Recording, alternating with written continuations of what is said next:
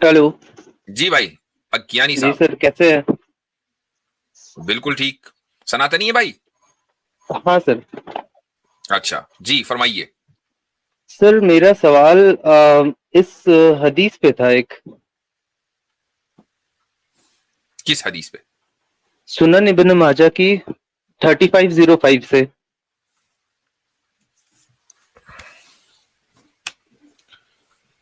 इब्न माजा। जी sir.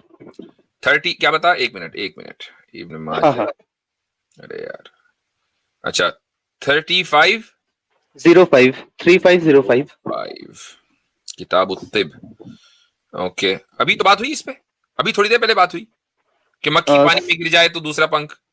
यही हाँ ना? हाँ, एक हाँ, बार बता सकते हैं सर? अभी थोड़ी देर पहले बात हुई। और पिछले हफ्ते भी सर बात वो, हुई। हाँ हाँ, वो पिछले बार जो बात हुई थी उस पे भी मेरे सवाल थे, बट वो दूसरे कॉलर ने लिया था तो मैं पूछ नहीं पाया। जी। एक बार आप बता सकते हैं फिर से सर, 2 मिनट थोड़ा सा? नहीं, जो सवाल आप वो रखे, हमारी बात तो हो गई थी। अच्छा चलिए ठीक है। तो जैसा मैं सुना था लास्ट लास्ट वीक में, तो आपने कहा था कि उस टाइम पे पानी की बहुत ज्यादा किल्लत वगैरह होती थी नहीं नहीं नहीं नहीं नहीं, जिसको। ये वजह नहीं है, ये वजह नहीं है कि इसलिए पानी पी जाओ क्योंकि पानी की किल्लत थी। ये मैंने एक एडिशनल बात की है। असल बात तो ये है कि क्या आप साइंस की इस डिस्कवरी को नहीं मानते हैं कि जहां बैक्टीरिया है वहीं उस एंटी बैक्टीरिया होगा? सर मेरा सवाल एक बार मैंने आप पहले मैंने बता आपसे देते जो तो सवाल ज्यादा किया अच्छा रहता। मैंने जो आपसे सवाल किया, क्या साइंस की इस डिस्कवरी को आप मानते हैं कौन से डिस्कवरी को सर? कि अगर कहीं बैक्टीरिया है तो एंटी बैक्टीरिया भी वहीं से डिस्कवर हो जाएगा? हो सकता है। हाँ, हो सकता है। हो सकता है ना? तो ये साइंस की हाँ डिस्कवरी है, ये मुझे और आपको तो पता नहीं था। ये हमें तो अभी पता हाँ चला ना, साइंस ने बताया। तो हाँ अगर हाँ। मान लीजिए इसी तरह का कोई टेक्स्ट हमें आज से 1400 साल, 2000 साल, 4000 साल पहले मिल जाए कि भाई जहां बैक्टीरिया वहीं से एंटी बैक्टीरिया, और आज साइंस उसको डिस्कवर कर ले, तो इसमें क्या बुराई है? ओके, मैं बताता हूँ सर। जैसे कि सर इसमें एग्जैक्टली ये लिखा हुआ है अच्छा, कि वो। इसमें एक मिनट रुक जाइए जरा। हाशिम ओके। आवाज का एक वो है कमेंट है कि अबूजर ने एक वीडियो बनाई है इस ताल्लुक से। तो वो वीडियो जरा सा डाल दें भाई कमेंट में। तो वो वीडियो जो है उसका लिंक यहाँ कमेंट में दें, चूंकि उन्होंने पूरी वीडियो इसको एक्सप्लेन किया, लेकिन मैं तो सिंपली इसका जवाब देना चाह रहा हूं कि अगर बैक्टीरिया और एंटी बैक्टीरिया एक ही जगह मिल सकते हैं, मसलन सांप का जहर और उसके कांटे का इलाज भी वहीं से मिलेगा, तो फिर मक्खी पर इस फार्मूले को अगर अप्लाई कर दिया जाए तो आपको क्यों अचंबा लगता है? ये अचंबा इसलिए लग रहा है क्योंकि अभी तक साइंस ने इसके बारे में ऐसी डिस्कवरी आपको बताई नहीं। जिस दिन बता देगी आप भी मान लेंगे इसको। क्या ख्याल है? ओके सर, तो सबसे पहले सर वो बात ये है ना कि उसके एक फर में, मतलब एक पंख में शिफा है और दूसरे दूसरे पंख में बीमारी है। ये एक गड़बड़ चीज है। कैसे? सर गड़बड़ चीज इस तरह साइंटिफिकली से है आप कि। इसको साबित कीजिएगा जी। क्या? साइंटिफिकली इसको साबित करेंगे गड़बड़ है। सर जैसे कि अगर मक्खी कहीं पे बैठी है तो वो ये कौन से पंख में आप जाएंगे कि ये पंख में, जैसे उसमें लिखा है कि dip into the water, dip into it. तो सर एग्जैक्टली, कौन यही से तो पंख बात को है आप कि समझेंगे? अगर एक में शिफा और एक में बीमारी है, आपको ये तो पता नहीं है कि कौन सा पंख गिराया है। तो मान लो उसने शिफा वाला ही गिरा दिया, ठीक है। अब आपको तो ये रहेगा ना कि भाई पता नहीं ये शिफा वाला पंख था कि बीमारी वाला पंख था, लेकिन आपने अगर उसको पूरे को डुबो दिया तो बीमारी होगी ही नहीं, क्योंकि आप जो जो बैक्टीरिया एंटी बैक्टीरिया दोनों आ गए वहां, तो बीमारी हो ही नहीं सकती ना।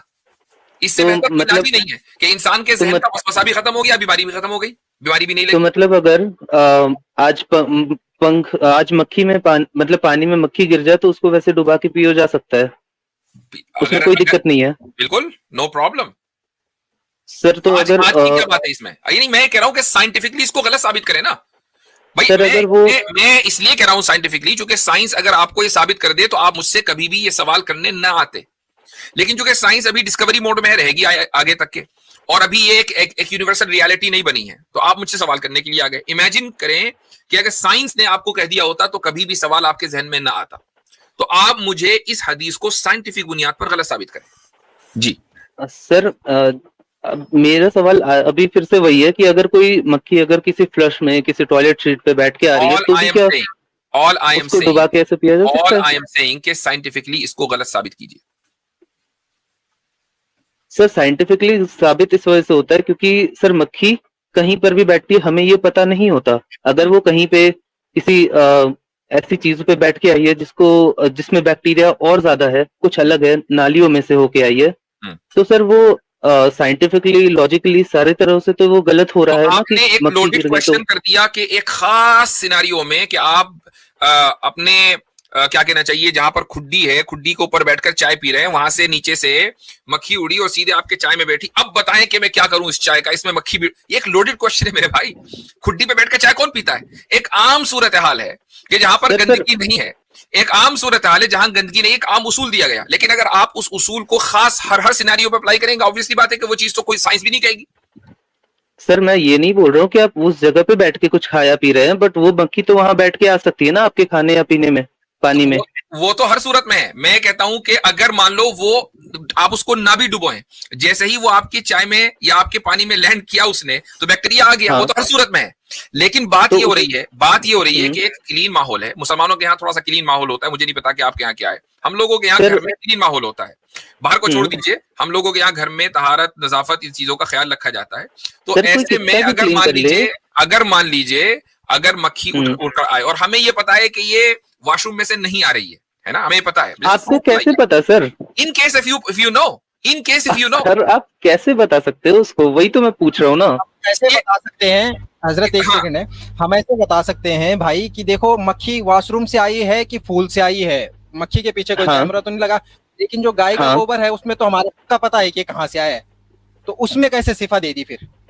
सर वो छोड़िए, मुफ्ती साहब ने खुद बोला था एक बार को, तो वो छोड़ क्यों दे भाई? वो क्यों छोड़िए इस, वो क्यों छोड़ दें? तो फिर मैं कैमल के मूत्र पे आऊंगा, फिर ये तो टॉपिक बस डाइवर्ट होता रहेगा। सर तो ये टॉपिक डाइवर्ट होते रहेगा ना। मेरा सवाल केवल इस पे ही है अभी। होल्ड ऑन, मक्खी से रिलेटेड मेरे पास एक चीज है जी।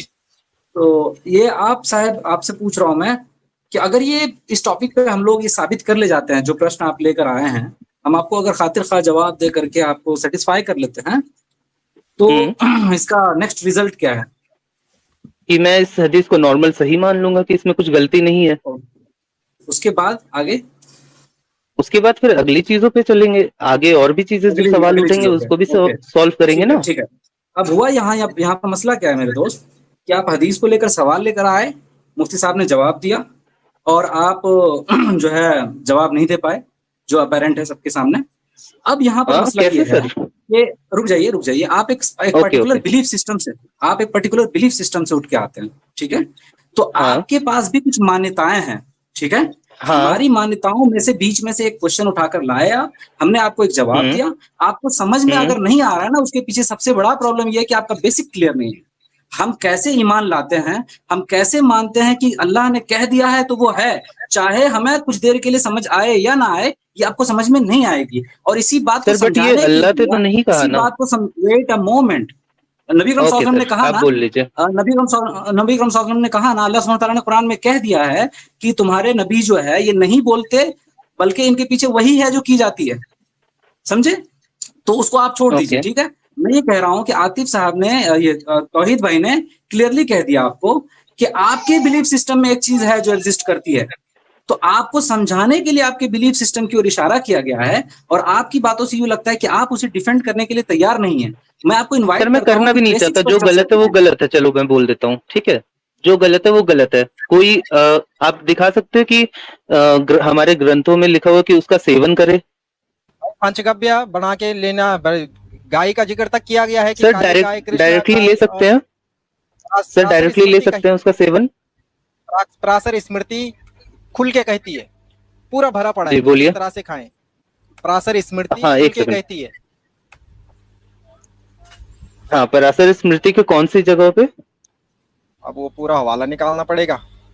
हाँ सर, मैं लिख ले रहा हूँ, अभी नोट कर ले रहा हूँ ताकि मैं भी पढ़ूँ ना। आप ये कहना चाह रहे हैं कि आप ये कहना चाहते हैं कि गौमूत्र का जो है डायरेक्ट सेवन नहीं करना चाहिए? हाँ, नहीं करना चाहिए। अच्छा, तो ये सारे लोग जो कह रहे हैं, आपकी साध्वी प्रज्ञा से लेकर के और भी सारे लोग जो बड़े बड़े, सभी गलत कह रहे हैं सर, सभी गलत कह रहे हैं। हाँ सर, मेरे हिसाब से सभी गलत कह रहे हैं। अब वो मुझे बता दीजिए कि आपको कैसे पता चला कि वो हमको गलत कहने का? सर मेरा पर्सनल बिलीफ है। अब आप मुझे ये बता दीजिए कि आपको कैसे पता। वेट अ मोमेंट सर, मुझे आप ये बता दीजिए क्या होता है पर्सनल बिलीफ? सर मुझे आप ये, ऐसे हिसाब से तो पर्सनल बिलीफ के हिसाब से मुझे ये गलत कह दें, कुछ भी सही कह दें। सर मुझे आप ये बता दीजिए कि वो मक्खी को आप कैसे जानेंगे कि वो किसी पैखाने से नहीं आई है जी? ये और आप उसको पानी में भी डुबो रहे हैं। ये हवाला मैंने पिछली मरतबा भी, ये मैंने पहले ही कह दिया आपसे कि आप जो क्वेश्चन कर रहे हैं ये लोडेड क्वेश्चन है एक पर्टिकुलर सिनेरियो का, ठीक है। यहाँ बात ये हो रही है, होल्ड ऑन, सुन लीजिए बात, यहाँ ये हो रही है कि हाउस फ्लाई में के एक पंख में शिफा है या नहीं, ठीक है, ये बात हो रही है। अब आपके सामने ये हवाला मौजूद है और ये हम कोई अपने घर से गढ़ के तो लाए नहीं, ठीक है, ये नेशनल लाइब्रेरी ऑफ मेडिसिन का ये हवाला है और ये एक गवर्नमेंट वेबसाइट है .gov, ऊपर लिखा हुआ है, आप देख सकते हैं। और इसका जो आर्टिकल का जो टाइटल है वो है a review of the anti microbial potential of Musca. ये पूरा एक यहाँ इसका हवाला, इसमें ये देखें क्या लिखा हुआ है, द हाउस फ्लाई, ठीक है, ये हाउस फ्लाई के बारे में। An insect known as a cosmopolitan pest possesses several qualities that can, अभी इसका मतलब ये कि ये रिसर्च मुकम्मल नहीं हुई है, ये एक प्रपोजल है, that can ameliorate diseases. Consequently, they can be used as a bioactive component in the development of medicines. ठीक है, ये हाउस फ्लाई ही के बारे में बात हो रही है। अब आप इससे पूछें कि यार अगर ये हाउस फ्लाई गंदगी पे बैठ कर आई हो तब तो ऐसा हो नहीं सकता, तो क्या यही सर आप एक बार मुझे इसका रेफरेंस दे दीजिएगा ना, ये लिंक कर पिन कर दीजिएगा इसमें प्राइवेट चैट में। कहा था कि मैंने पहले भी रेफरेंस दिया था, आपने कहा नहीं मैं वो सारा देख कर आया हूँ। तो अब जब सर प्राइवेट चैट में डाल दीजिए ना, मैं खुद से एक बार पढ़ लूं, इसलिए तो आप एक काम ये करें कि ये सामने जो है ना, ये नेशनल लाइब्रेरी ऑफ मेडिसिन पे जाइएगा और ये आप लिखें, ठीक है, pmc भी डाल देंगे तो आ जाएगा, ठीक है, और उसके अंदर ये डालेंगे आप review of the anti microbial potential of Musca, ये पूरा ये डाल देंगे तो आ जाएगा। चलिए मैं पूरा वो यूआरएल लिख लिया हूँ, लेकिन स्क्रीनशॉट ले लिया हूँ। हाँ, मैं यही कहता हूँ मेरे भाई, मैंने आपको एक हवाला दिया, आपने कहा भाई मैं तो पढ़कर आऊंगा, क्यों मैंने हवाला आपको दिया, बिल्कुल ठीक है, ऐसा ही होना चाहिए। लेकिन यहाँ जबानें गंग हो जाती हैं कि चूंकि साइंस की बात आ गई, अब हम साइंस से ये नहीं पूछेंगे भाई तू साइंटिस्ट, तू ये कैसे बात कर रहा है, अगर मेरे घर की मक्खी पखाने से उठकर आ रही हो तो मैं कैसे करूंगा ये काम। अब आप ये सवाल सर उसमें सर मैं कह रहा हूँ ना कि उसमें डूबो, अब आप सर सुनिए तो करेंगे, that's the point. Okay sir सुनिए तो, हमेशा मजहब पर लगेगा, और ये बात जर्नो हिंदी ने बिल्कुल सही कही है कि आप एक खास वर्ल्ड व्यू से आते हैं तो आपको दूसरे वर्ल्ड व्यू को गलत साबित करने की नियत है। अच्छा सर मैं ऐसा कुछ नहीं बोल रहा हूँ, एक बार आप सुनिए तो, दैट्स द होल पॉइंट। सुनिए तो सर जी सर मैं ये कह रहा हूँ ना कि उसमें ये क्या लिखा हुआ था कि वो उसमें मेडिसिनल प्रॉपर्टीज हो सकते हैं, वो ऐसा कभी नहीं लिख रहा है कि अगर वो एक्सटर्नल एनवायरनमेंट से है तो उसको उसके एक्सटर्नल प्रॉपर्टीज के हिसाब से वो हो रहा है ना, वो तो उसके हो सकता है डीएनए में से हो सर, उसके लिए मैं पूरा पढ़ूंगा, उसके बाद आऊंगा। यही बात मैं कहना चाह रहा हूं कि उस हदीस को इसी तनाजुर में, इसी इन्हीं कॉन्टेक्स्ट में लिया जाए कि उसके एक पंख में शिफा है, दूसरे पंख में अगर बीमारी है तो उसको उसके दूसरे पंख में शिफा रखी है, और एक एनवायरनमेंट के अंदर। लेकिन आप अगर उसको एक लोडेड क्वेश्चन बना देंगे कि पखाने में बैठ के जो आदमी चाय पिएगा तो वहां की मक्खी का क्या करेंगे, ऑब्वियसली बात है कि हदीस वहां के लिए एप्लीकेबल नहीं है। सर आप शायद समझे नहीं, मैं बोल रहा हूँ कि आप अपने घर के पूरे क्लीन एनवायरनमेंट में हैं, अब आप अपने घर पे, अब आप इस आर्टिकल को पढ़कर आइएगा। अच्छा ठीक है, एक सेकंड सर हो गया भाई, कितनी बार बात करें आपसे। अच्छा मैं इनको हवाला भी दिखा दूं, ये कह रहे थे, ये है भाई आपका हवाला पराशर स्मृति का पेज नंबर 159 यानी कि 159। इसमें साफ तौर पे कहा गया है कि गोबर में किसका निवास है और उसमें किसका निवास है और मूत्र में किसका निवास है। तो ये आपके सामने हवाला भी आ गया है, आप जाके रीचेक कर लीजिएगा। चले आगे बढ़ते हैं, हमारे साथ हैं मनविंदर सिंह। जर्नो हिंदी चले गए क्या अभी? अच्छा आज की वीडियो देखने के बाद अब है हिम्मत किसी में कि मुसलमानों का इस हदीस को लेके मजाक बनाए। अब हिम्मत बचेगी भी कैसे, क्योंकि अब अगर इस हदीस का मजाक बनाया तो उन सभी साइंटिस्ट का भी मजाक बनाना पड़ेगा जिन्होंने इनडायरेक्टली वही बोला है जो रसूलुल्लाह ने बोला था 1400 साल पहले। अब मजाक कैसे उड़ाओगे जब इतने पीयर रिव्यूड रिसर्च पेपर्स मैंने इस हदीस के सपोर्ट में दिखा दिए। अब मजाक कैसे बनाओगे जब साइंटिस्ट खुद वही बोल रहे हैं जिसका कभी तुम्हारी अकल मजाक उड़ाती थी। अस्सलाम वालेकुम गाइस, रसूलुल्लाह सल्लल्लाहु अलैहि वसल्लम ने सही हदीस में फरमाया है कि अगर तुम में से किसी की ड्रिंक में मक्खी गिर जाए तो उसको पूरा डुबाकर निकालकर फेंकना, क्योंकि उसके एक पंख में बीमारी है तो दूसरे में उसका क्योर है, शिफा है। इस हदीस को अक्सर इस्लामोफोब्स लेके आते हैं और इस हदीस के बेस पर इस्लाम को फॉल्स कहते हैं, हालांकि इनके पास कोई सबूत नहीं होता कि ये हदीस फॉल्स क्यों है। वो बस कहते हैं कि मक्खियां तो बीमारियां फैलाती हैं। अरे हाँ, तो ये बात तो इस हदीस में भी लिखी है, इसमें नया क्या है। तो आज हम इस हदीस को साइंटिफिकली एक्सप्लेन करने की कोशिश करेंगे, क्योंकि मेरा मानना है कि अब हमारे पास बहुत सारे साइंटिस्ट की रिसर्चेस मौजूद हैं जो इस हदीस को सपोर्ट करती हैं, और मैं ये कोशिश करूंगा कि वीडियो को जितना सिंपल हो सके उतना सिंपल रखा जाए और ज्यादा हार्ड लैंग्वेज यूज ना की जाए। लेकिन कुछ पढ़ाकू लोग भी वीडियो देखेंगे जिनको और डिटेल्स चाहिए होंगी, तो उनके लिए सारे रिसर्च पेपर्स के लिंक मैं डिस्क्रिप्शन में दे दूंगा, आप वहां से डाउनलोड करके उन्हें पढ़ सकते हैं। तो अब मैं एक एक करके स्टडीज आपके सामने रखता हूं। ये फर्स्ट स्टडी है microbiological studies on fly wings Musca domestica where disease and treat. Musca domestica जो हाउस फ्लाई होती है उसको कहते हैं। इसमें रिसर्चर्स ने मक्खी ली, उनके लेफ्ट एंड राइट विंग को केयरफुली अलग किया, फिर उनको टेस्ट ट्यूब में डाला। लेफ्ट विंग को अलग टेस्ट ट्यूब में और राइट विंग को अलग टेस्ट ट्यूब में, और टेस्ट ट्यूब के अंदर ऐसा लिक्विड था जिसमें माइक्रो ऑर्गेनिजम्स ग्रो हो सकें, यानी जो मक्खी के पंख में बैक्टीरिया थे उनको ऐसे लिक्विड में रखा गया था जिससे उनकी ग्रोथ और ज्यादा पॉसिबल हो, और वार्म एनवायरनमेंट भी उनको बैक्टीरिया को दिया गया ग्रोथ के लिए, ताकि ग्रोथ पॉसिबल हो सके। अब ट्यूब्स में विंग्स डालकर इनको कुछ टाइम के लिए रख दिया गया एक कंट्रोल्ड एनवायरनमेंट में। भाई सिंपल सा एक्सपेरिमेंट है, मक्खी के पंखों को टेस्ट ट्यूब में डाल दिया जिसमें बैक्टीरिया के ग्रोथ के लिए खाना रखा हुआ था। अब अगर मक्खी के दोनों पंखों में सिर्फ बीमारी है तो दोनों टेस्ट ट्यूब्स में बैक्टीरिया की ग्रोथ इक्वल होनी चाहिए, करेक्ट? लेकिन रिसर्चर्स ने जब टेस्ट ट्यूब्स को देखा तो उसमें उनको शॉकिंग रिजल्ट्स मिले। उन्होंने पाया कि जिन टेस्ट ट्यूब्स में मक्खी का लेफ्ट विंग था उन टेस्ट ट्यूब्स में उनको बैक्टीरिया और फंगल ग्रोथ मिली, यानी लेफ्ट विंग वाली टेस्ट ट्यूब में फंगल और बैक्टीरियल ग्रोथ हुई थी। और इस बात को रिसर्चर्स ने माइक्रोस्कोप से भी बाद में कंफर्म किया कि there was bacterial and fungal growth. लेकिन ऑन द अदर हैंड जिस टेस्ट ट्यूब में राइट विंग थे उस टेस्ट ट्यूब में कोई भी बैक्टीरियल और फंगल ग्रोथ देखने को नहीं मिली रिसर्चर्स को, यानी मक्खी के राइट विंग में कुछ था जो बैक्टीरिया को और फंगल ग्रोथ को रोक रहा था। और उसके बाद रिसर्चर्स यही नहीं रुके, बल्कि उन्होंने एक्सपेरिमेंट को और आगे बढ़ाया और हर टेस्ट ट्यूब में से थोड़ा थोड़ा सा लिक्विड लिया और उनको पेट्री डिशेस में निकाला, जिन पेट्री डिशेस में बैक्टीरिया एंड फंगल ग्रोथ के लिए और खाना रखा हुआ था। न्यूट्रिएंट एगर मीडिया जो कि बैक्टीरियल ग्रोथ के लिए अच्छा होता है, और पोटैटो डेक्सट्रोज एगर मीडिया जो कि फंगल ग्रोथ के लिए अच्छा होता है, ताकि अगर टेस्ट ट्यूब में कोई बैक्टीरिया हो तो वो खाना पीना खाकर और इंक्रीज हो सके और उसकी ग्रोथ पॉसिबल हो।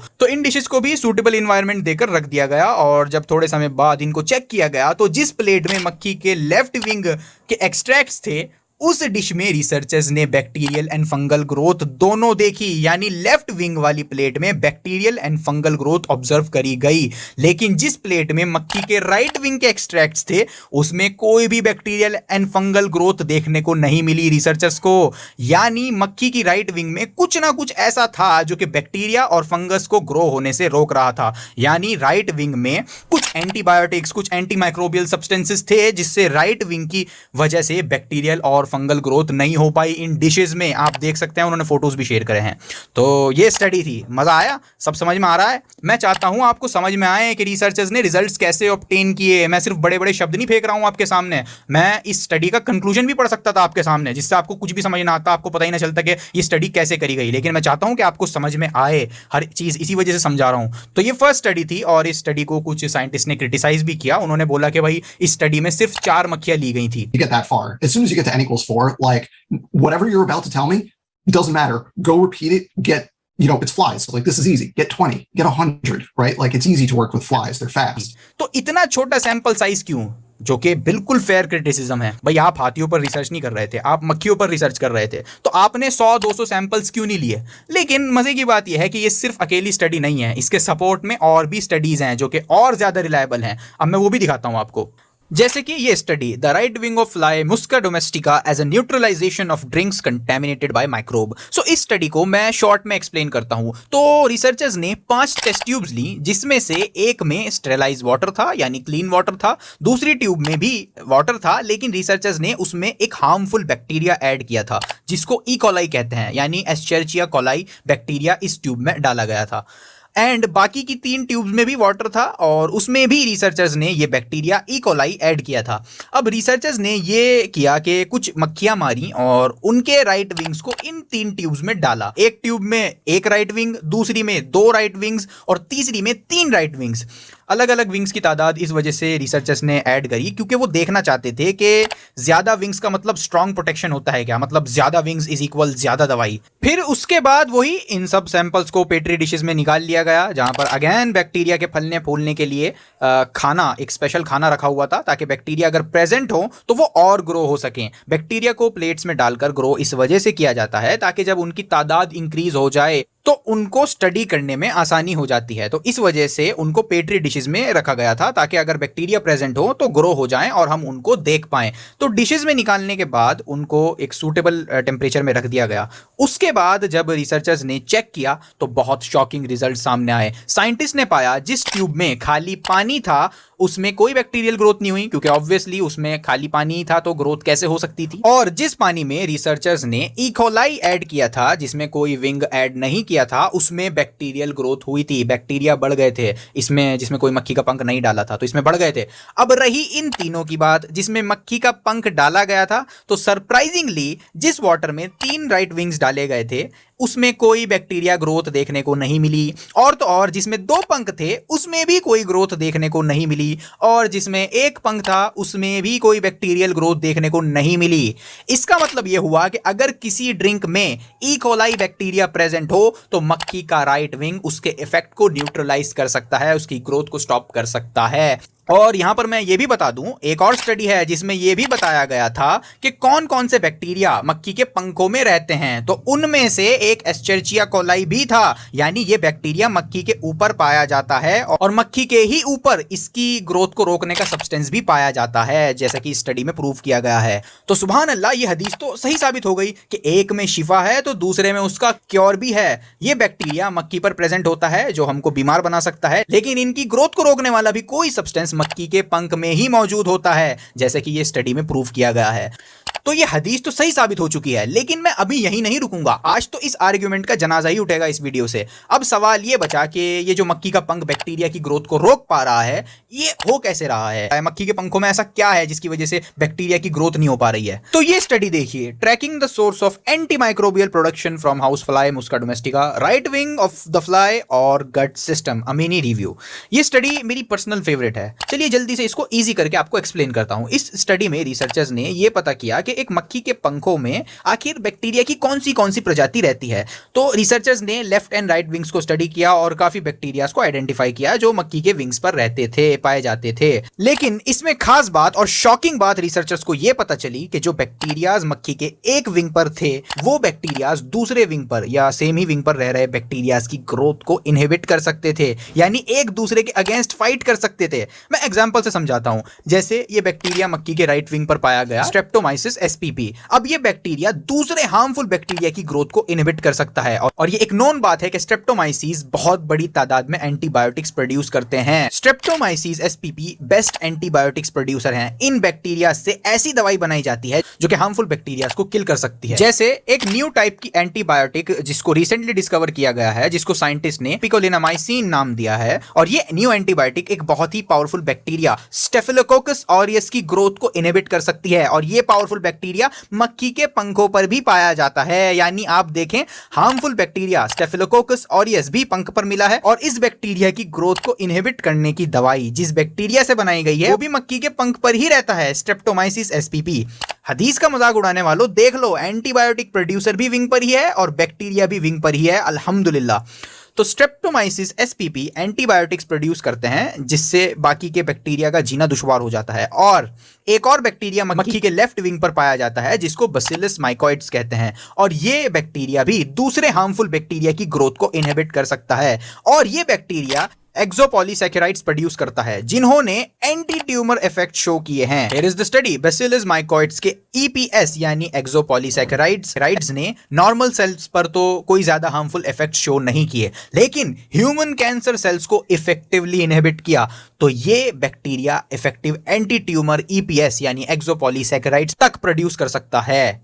तो Streptomyces spp and Bacillus mycoides, ये दो bacteria according to this study अलग अलग विंग्स पर पाए जाते हैं मक्खी के, और ये दोनों बैक्टीरिया टुगेदर कई दूसरे बैक्टीरिया की ग्रोथ को इनहिबिट कर सकते हैं, जैसे Bacillus cereus, Acinetobacter SPP, Proteus vulgaris, Aeromonas SPP, Micrococcus luteus, Escherichia coli, Staphylococcus aureus, Pseudomonas aeruginosa, Lactobacillus sp, Micrococcus roseus, Alcaligenes spp, Neisseria spp। तो ये दोनों बैक्टीरियाज के पास स्ट्रॉन्ग एंटीबैक्टीरियल प्रॉपर्टीज हैं जो इन सब बैक्टीरियाज की ग्रोथ को रोक सकते हैं, किल कर सकते हैं। ये रिसर्चेस वही बात कह रही हैं जो हदीस में मौजूद है कि एक विंग में बीमारी है तो दूसरे में उसकी शिफा भी है। मजे की बात यह है कि सिर्फ यही दो बैक्टीरियाज एंटीबैक्टीरियल एक्टिविटी शो नहीं करते हैं। एक और पेपर मैं आपको दिखाता हूं, isolation, characterisation and antagonistic activity of the external microflora of the house fly Musca domestica. अच्छा, एंटागोनिस्टिक एक्टिविटी उसको कहते हैं जब एक बैक्टीरिया दूसरे बैक्टीरिया की ग्रोथ को इनहिबिट करता है, यानी एक बैक्टीरिया दूसरे बैक्टीरिया से फाइट करता है जिससे दूसरे बैक्टीरिया की ग्रोथ स्टॉप हो जाए। इसको एंटागोनिस्टिक एक्टिविटी कहते हैं। तो इस स्टडी में साइंटिस्ट ने कुछ लिक्विड्स लिए, उन लिक्विड्स में मक्खियों को डुबोया और उनके शरीर से कुछ बैक्टीरियाज निकाले, ये चेक करने के लिए कि क्या ये बैक्टीरियाज आपस में दूसरे बैक्टीरिया की ग्रोथ को इनहिबिट कर सकते हैं या नहीं। और इस रिसर्च में पाया गया कि मक्खी के शरीर पर कई तरह के बैक्टीरियाज एंड फंजाई रहते हैं और उनमें से कुछ बैक्टीरियाज दूसरे बैक्टीरियाज एंड फंजाई सबकी ग्रोथ को इनहिबिट कर सकते हैं। जैसे रिसर्चर्स को मक्खी के शरीर पर से एक बैक्टीरिया मिला जिसका नाम था बैसिलस सबटिलिस। तो ये बैक्टीरिया कुछ ऐसे एंटी माइक्रोबियल मटेरियल्स प्रोड्यूस कर रहा था जो कि जितने भी अदर बैक्टीरिया एंड फंजाई मिले थे मक्खी के शरीर पर से इन रिसर्चर्स को, उन सब की ग्रोथ को इनहिबिट कर रहा था। तो एक अकेला ये बैक्टीरिया बाकी सब पर भारी था। और इस बैसिलस सबटिलिस के अलावा जो और दूसरे बैक्टीरियाज एंड फंजी मक्खी के शरीर पर से मिले थे रिसर्चर्स को, वो भी एक दूसरे की ग्रोथ को इनहिबिट कर सकते थे, वो भी आपस में फाइट कर रहे थे। लेकिन ये अकेला बैक्टीरिया बाकी सबकी ग्रोथ को रोक सकने वाला एंटी माइक्रोबियल मटीरियल प्रोड्यूस कर सकता है। इस वजह से इस बैक्टीरिया पर और स्टडी करनी चाहिए अकॉर्डिंग टू रिसर्चेस। तो अब तक आपको यह बात तो पता चल चुकी होगी कि मक्खी के शरीर पर बहुत बैक्टीरिया फंजाई पाए जाते हैं जो कि इंसानों के लिए हार्मफुल होते हैं। लेकिन वहीं पर लेटेस्ट रिसर्चेस के अकॉर्डिंग मक्खी के शरीर पर ही कुछ ऐसे बैक्टीरियाज भी होते हैं जो कि मक्खी के शरीर पर ही रहने वाले other harmful bacterias and fungi की ग्रोथ को स्टॉप कर सकते हैं या किल कर सकते हैं। तो अल्लाह अकबर, जो बात रसूलुल्लाह सल्लल्लाहु अलैहि वसल्लम ने 1400 साल पहले कही थी वही बात रीसेंट स्टडीज हमको बता रही हैं। अब क्या बोलोगे इस्लामोफोब्स। एक और चीज, मक्खी के ऊपर एंटीबैक्टीरियल एक्टिविटी शो करने वाले बैक्टीरियाज रहते हैं, एक दूसरे से फाइट करने वाले बैक्टीरियाज रहते हैं, ये तो हमने देख लिया। लेकिन क्या आपको पता है कि मक्खी के अंदर भी, फ्लाई के डाइजेस्टिव ट्रैक्ट में भी कई एंटी माइक्रोबियल कंपाउंड्स होते हैं जो कि मक्खी को कई हार्मफुल बैक्टीरिया से फाइट करने में हेल्प करते हैं। फ्लाई को जब लार्वा स्टेज में एंड अडल्ट स्टेज में हार्मफुल बैक्टीरियाज अटैक करते हैं तो उसके शरीर कई एंटी माइक्रोबियल कंपाउंड्स प्रोड्यूस करता है, जैसे antibacterial peptide MT7095, anti microbial peptide cecropin MDC।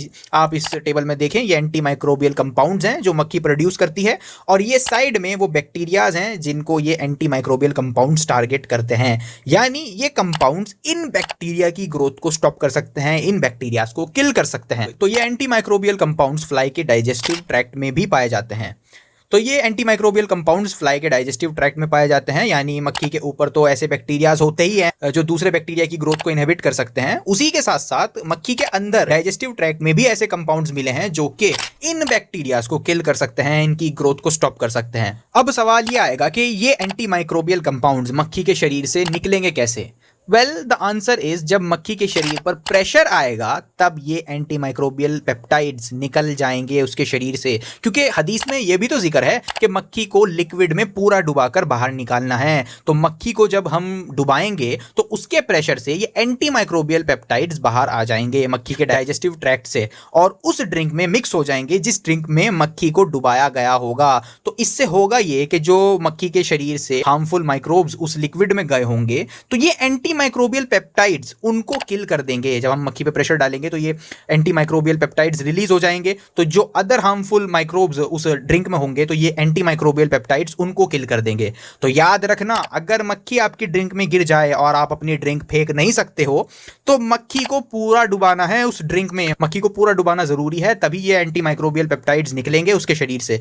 तो मक्खी के ऊपर भी बैक्टीरियाज हैं जो कि एंटी बैक्टीरियल सब्सटेंसेस प्रोड्यूस करते हैं और दूसरे बैक्टीरिया की ग्रोथ को रोकते हैं, और वहीं उसी के साथ साथ मक्खी के अंदर भी ऐसे कंपाउंड्स होते हैं जो कि हार्मफुल बैक्टीरिया को किल कर सकते हैं। देख लो आप लोग खुद। अभी नहीं रुकूंगा मैं, अभी तो और सबूत दूंगा इस हदीस के सपोर्ट में अभी। अच्छा, सही अल बुखारी 5782 में ये जिक्र भी है कि जब मक्खी आपके लिक्विड में गिर जाए तो उसको मक्खी को पूरा डुबाओ ताकि जो एंटीडोट है मक्खी पर वो भी उस ड्रिंक में मिक्स हो जाए। अब अक्ल ये कहती है कि मक्खी को अच्छी तरह डुबाने से तो उस ड्रिंक के अंदर और ज्यादा बैक्टीरिया जाएंगे। तो क्या ये डुबाने वाला पोर्शन सही है? क्या इसका कोई सबूत है? तो जी हाँ, एक स्टडी मौजूद है, the effect of natural falling and dipping of house fly Musca domestica on microbial contamination of water and milk. ये स्टडी इसी सवाल को आंसर करती है कि क्या होता है जब मक्खी नेचुरली लिक्विड में गिरती है और क्या होता है जब मक्खी को अच्छी तरह उस लिक्विड में डिप किया जाता है। तो बेसिकली ये स्टडी हमको बताएगी कि अगर कोई मक्खी आपकी ड्रिंक में आके नेचुरली गिर जाए या आप मक्खी को अच्छी तरह ड्रिंक में डिप करें तो दोनों में से बेटर कौन सा है, कौन से तरीके से लिक्विड में कम बैक्टीरियाज ऐड होंगे, कौन से तरीके से लिक्विड में कम माइक्रोबियल कंटेमिनेशन होगी। तो चलिए शॉर्ट में आपको स्टडी एक्सप्लेन करता हूं, आपको बताता हूं स्टडी में क्या हुआ, क्या रिजल्ट्स आए। तो हुआ ये कि रिसर्चर्स ने पानी और दूध लिया और मक्खी को पहले नेचुरली गिराया इन दोनों लिक्विड्स में एंड उसके बाद मक्खी को अच्छी तरह डिप भी किया गया।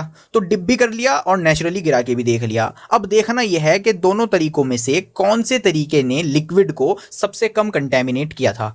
तो रिजल्ट हमको बताते हैं कि नेचुरल फॉलिंग ने लिक्विड को ज्यादा कंटेमिनेट किया माइक्रो ऑर्गेनिज्म से, वहीं जब मक्खी को अच्छी तरह लिक्विड में डुबाया गया तो उसने नेचुरल फॉलिंग से कम कंटेमिनेट किया वाटर को। यानी मक्खी को अच्छी तरह डुबाना बेटर है, बजाय इसके कि आप उसको गिरने के बाद वैसे ही निकाल कर फेंक दो, नहीं, बल्कि अच्छी तरह डुबाओ उसको लिक्विड में ताकि एंटीटोड भी रिलीज हो जाए मक्खी के शरीर से। तो डुबाना बेटर है और यही सेम रिजल्ट रिसर्चर्स को दूध के साथ भी मिले, यानी डुबाना बेटर है। तो दूध पर टेस्ट करके देख लिया और वाटर्स पर भी टेस्ट करके देख लिया, मक्खी को अच्छी तरह डुबाना बेटर है। तो इस स्टडी का कंक्लूजन भी ये कहता है कि कुछ एंटी माइक्रोबियल एजेंट्स हैं मक्खी के शरीर पर जिनकी वजह से जब मक्खी को लिक्विड में डुबाया गया तो माइक्रोबियल कंटेमिनेशन कम हुई। भाई जब मक्खी को अच्छी तरह लिक्विड्स में डुबाया गया तो उससे बैक्टीरियल कंटेमिनेशन जो है वो कम हुई। तो इसका मतलब यही हुआ ना कि मक्खी के शरीर पर कुछ एंटी माइक्रोबियल फैक्टर्स हैं जो कि दूसरे बैक्टीरिया की ग्रोथ को इनहिबिट कर रहे थे या किल कर रहे थे। तो देख लो स्टडीज सामने है। तो अल्हम्दुलिल्लाह इतनी सारी स्टडीज मेरे नबी की 1400 साल पहले कही गई बात को सपोर्ट कर रही हैं। तो इसी वजह से कहता हूं, नबी ने बोला करने का तो करने का, आए बाएं शाही नहीं चलेगा। एक और बड़ी ही प्यारी और पीयर रिव्यूड स्टडी मैं आपको दिखाता हूं जो कि अब तक जो मैंने आपको बातें बताई हैं और जो स्टडीज मैंने आपको अभी तक दिखाई हैं उनमें कही गई बातों को कंफर्म करती है। A review of the anti microbial potential of Musca domestica as a natural approach with promising prospects to counter major antibiotic resistance. ये स्टडी है, ये स्टडी हमको एक टेबल देती है जिसमें यह बताया गया है कि मक्खी के शरीर से रिसर्चेज में कौन से एंटी माइक्रोबियल कंपाउंड्स पाए गए हैं। इसमें यह भी बताया गया है कि कौन से बॉडी पार्ट्स में ये एंटी माइक्रोबियल पेप्टाइड्स पाए जाते हैं। तो ये सब बॉडी पार्ट्स हैं जहां पर बैक्टीरिया की ग्रोथ को स्टॉप करने वाले एजेंट्स पाए जाते हैं और ये वो एंटी माइक्रोबियल पेप्टाइड्स हैं जो बैक्टीरिया की ग्रोथ को स्टॉप कर सकते हैं। और ये सारे वो बैक्टीरियाज हैं जिनकी ग्रोथ को या फिर जिनको ये एंटी माइक्रोबियल पेप्टाइड्स किल कर सकते हैं। मतलब ये देखो, आपके मक्खी के शरीर पर ही इतने एंटी माइक्रोबियल कंपाउंड्स मौजूद हैं जो कि इतने सारे बैक्टीरिया की ग्रोथ को स्टॉप कर सकते हैं। और ये बैक्टीरियाज जिनको ये एंटी माइक्रोबियल पेप्टाइड्स टारगेट करते हैं, ये बैक्टीरियाज मक्खी के शरीर पर भी पाए जाते हैं। ठीक है, तो ऐसा नहीं है कि ये मक्खी के शरीर पर नहीं पाए जाते, ये मक्खी के शरीर पर भी पाए जाते हैं और मक्खी के शरीर पर ही और शरीर के अंदर भी ऐसे कंपाउंड्स पाए जाते हैं जो कि इन बैक्टीरियाज को टारगेट करते हैं, इनकी ग्रोथ को स्टॉप कर सकते हैं। तो ये पेपर भी रसूलुल्लाह सल्लल्लाहु अलैहि वसल्लम की हदीस को कंफर्म कर रहा है कि मक्खी पर अगर बीमारी है तो दवा भी है। देख लो, सबूत आपके सामने है। अब अगर मैं चाहूं तो वीडियो यहीं पर एंड कर सकता हूं क्योंकि मैंने मोर देन इनफ एविडेंसेस दे दिए हैं इस हदीस के सही होने के। लेकिन अभी नहीं, आज तो जनाजा ही उठेगा उन लोगों का जो इस हदीस को अनसाइंटिफिक कहते हैं। तो जैसे कि हम सब जानते हैं, मक्खियां बहुत गंदी जगह रहती हैं, गंदी जगह ही खाती हैं, पीती हैं। मतलब आप जितना गंदा इमेजिन कर सकते हो उतने गंदे एनवायरमेंट में मक्खियां रह सकती हैं, मक्खियां आपको वहां पे मिल जाएगी। तो सवाल ये आएगा कि इतने गंदे एनवायरमेंट में मक्खियां सर्वाइव कैसे करती हैं। भाई इस तरह के गंदे एनवायरमेंट में माइक्रो ऑर्गेनिजम्स भी तो रहते हैं जो कि मक्खियों के लिए भी हार्मफुल हो सकते हैं। अगर मक्खियां खुद को उन हार्मफुल माइक्रो ऑर्गेनिजम्स के अटैक से प्रोटेक्ट ना करें तो वो उनके लिए भी हार्मफुल हो सकते हैं। तो क्योंकि मक्खियां आराम से और मजे से गंदे एनवायरनमेंट में रह लेती हैं तो ऑब्वियस सी बात है उनके पास कोई डिफेंस सिस्टम होना ही है जिससे वो उन हार्मफुल बैक्टीरिया से फाइट कर सकें जो उन पर अटैक कर सकते हैं। तो यानी मक्खियों को जब हार्मफुल बैक्टीरियाज अटैक करते होंगे तो उनके पास या उनके ऊपर कुछ ना कुछ ऐसा जरूर होगा जो मक्खियों को उन हार्मफुल बैक्टीरिया से, उन हार्मफुल जर्म से प्रोटेक्ट करता होगा। कुछ एंटी माइक्रोबियल प्रॉपर्टीज, कुछ एंटीबायोटिक्स प्रोड्यूस करने की कोई चीज मक्खियों के पास जरूर होगी जिससे वो बची रहती हैं। तो यही सवाल कुछ टाइम पहले ऑस्ट्रेलिया के कुछ रिसर्चर्स को पूछा गया था कि न्यू एंटीबायोटिक्स अब कहाँ मिल सकती हैं। तो रिसर्चर्स ने जवाब दिया जहां पर सबसे ज्यादा माइक्रोबियल चैलेंज होता है, क्योंकि ऐसे गंदे एनवायरनमेंट में बहुत सारे जर्म्स रहते हैं। तो रिसर्चर्स ने फिर इन गंदी जगहों पर रहने वाली 3-4 तरह की मक्खियों पर फोकस किया, जिसमें से एक ये नॉर्मल मक्खी भी थी जिस पर हम बात कर रहे हैं। तो इन रिसर्चर्स ने पाया कि मक्खियां स्ट्रॉन्ग इफेक्टिव एंटीबायोटिक्स प्रोड्यूस करती हैं, जिसकी वजह से वो ऐसे गंदे एनवायरनमेंट में सर्वाइव कर पाती हैं। और उनका मानना यह था कि मक्खियां ऐसे एनवायरनमेंट में सर्वाइव एंटीबायोटिक्स प्रोड्यूस करके करती हैं। जोएनी क्लार्क अनदर रिसर्चर, इन्होंने बताया कि जिन जिन मक्खियों को उन्होंने एनालाइज किया वो सब मक्खियां एंटीबायोटिक्स प्रोड्यूस करती हैं। जोएनी क्लार्क ने क्या किया, उन्होंने मक्खियां ली, उनको इथेनॉल में डुबो दिया और फिर डूबी हुई मक्खियों को कुछ दिनों के लिए ऐसे ही छोड़ दिया। उसके बाद उन्होंने इथेनॉल को रिमूव कर लिया। तो जब इथेनॉल को रिमूव कर लिया तो अब सिर्फ वो सब्सटेंस बचा था जो मक्खियों ने अपने शरीर से प्रोड्यूस किया था जब वो इथेनॉल के अंदर डूबी हुई थी। तो फिर उसके बाद साइंटिस्ट ने इस सब्सटेंस को जो मक्खियों ने प्रोड्यूस किया था जब वो इथेनॉल में डूबी हुई थी, कई हार्मफुल बैक्टीरियाज पर टेस्ट किया और इस मक्खी से निकाले गए सब्सटेंस ने एंटीबायोटिक की तरह वर्क किया और सारे बैक्टीरियाज को मार दिया। यानी जो सब्सटेंस मक्खियों ने प्रोड्यूस किया था उसने एंटीबायोटिक की तरह सारे बैक्टीरियाज को मार दिया। अल्लाह अकबर। तो ऐसी स्टडीज सिर्फ मुस्लिम्स की नहीं है बल्कि नॉन मुस्लिम्स की भी हैं जो रसूलुल्लाह सल्लल्लाहु अलैहि वसल्लम की हदीस को सपोर्ट करती हैं। तो हिम्मत है तो इन रिसर्चर्स का मजाक बनाओ ना, है हिम्मत। और एंटीबायोटिक कंपाउंड सिर्फ मक्खियों पर से नहीं मिले बल्कि दूसरे इंसेक्ट्स भी इफेक्टिव एंटीबायोटिक प्रोड्यूस कर सकते हैं, जैसे ये स्टडी देखिए। That's why we had the idea to take an invasive species like the Asian lady beetle and compare its immune system with the immune system of native species that are not invasive. That strategy has led to a few discoveries. The researchers first extracted the insect's circulatory fluid, a substance called hemolymph. A brief vigorous shaking which the bug easily survives, and a drop of the fluid is applied to a bacterial culture. It's put in this incubator for 24 hours. The results are convincing. The bacteria didn't stand a chance. The active substance at work is called harmonin. We tested this harmonin and could show that it works, for instance, against the bacteria that causes tuberculosis and also against malaria. So you could use it to develop new medicines against TB or malaria. ये मैं इस वजह से दिखा रहा हूं आपको ताकि आपको पता चले कि साइंटिस्ट इंसेक्ट से एंटीबायोटिक एक्सट्रैक्ट करते हैं। और ये बहुत जबरदस्त आर्टिकल भी देखिए। इस आर्टिकल में नेचर की ये बहुत बड़ी स्टडी डिस्कस हुई है। नेचर दुनिया के प्रेस्टीजियस साइंस जर्नल में से एक है, तो इसकी रिलायबिलिटी पे आप क्वेश्चन नहीं कर सकते। तो ये स्टडी नेचर में पब्लिश हुई है और इस आर्टिकल में डिस्कस हुई है। साइंटिस्ट का मानना है कि जो बैक्टीरियाज इंसेक्ट्स के ऊपर रहते हैं वो न्यू एंटीबायोटिक्स प्रोवाइड करा सकते हैं।